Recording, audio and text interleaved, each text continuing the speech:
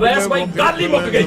تاجدار کائنات نے فرمایا میری ساری امت میں میرے بعد جو سب سے بڑا عالم ہے, جس کے پاس سب سے زیادہ علم ہے, نالج ہے, اس کا نام علی ابن ابی طالب ہے. آقا علیہ السلام نے اپنے بعد علی علیہ السلام کو پوری امت کے اوپر یہ برتری اور یہ افضلیت دی. اور پھر یہ بھی حدیث آپ نے سنی ہوگی, بچے کو یاد ہے.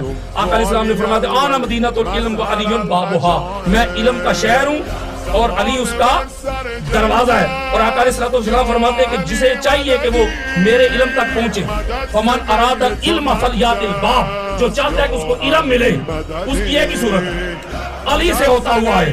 اس کو امام حاکم المستدرک میں جلد نمبر 3 حدیث کا نمبر ہے 4639, امام ابن اسحاق طریق مدینہ دمشق جلد نمبر 42 صفحہ نمبر 379, بیروت لبنان کی چھپی کتاب بغدادی کی طریقہ بغداد جلد نمبر 4 حدیث کا انٹرنیشنل نمبر ہے 2186, امام ابن عدی الکامل میں جلد نمبر 3 صفحہ نمبر 412, اور یہ بھی بیروت لبنان کی چھپی ہوئی کتاب ہے. آقا علیہ السلام کی یہ احادیث اس بات پہ دلالت کرتی ہیں, قرآن مجید فرقان حمید کی آیات اس بات پہ دلالت کرتی ہیں کہ افضل کوئی اور بندہ زیر بکر نہیں ہوگا, افضل وہ ہوگا جس کے پاس علم ہو, نالج ہو, فہم ہو, ادراک ہو, شعور ہو. تو حضور نے یہ بات دنیا تک پہنچا دی کہ میرے بعد میری امت میں جو سب سے بڑا عالم ہے اس کا نام علی ابن ابی طالب ہے. اما عائشہ صدیقہ نے کہا سب سے بڑا عالم علی ہے. پھر اس کے عمر بن خطاب کہتے ہیں سب سے بڑا عالم علی ابن ابی طالب ہے. عبداللہ ابن عباس کہتے ہیں سب سے بڑا عالم علی ابن ابی طالب ہے. عبداللہ ابن مسعود کہتے ہیں سب سے بڑا عالم علی ابن ابی طالب ہے. سعید بن مسیب کہتے ہیں,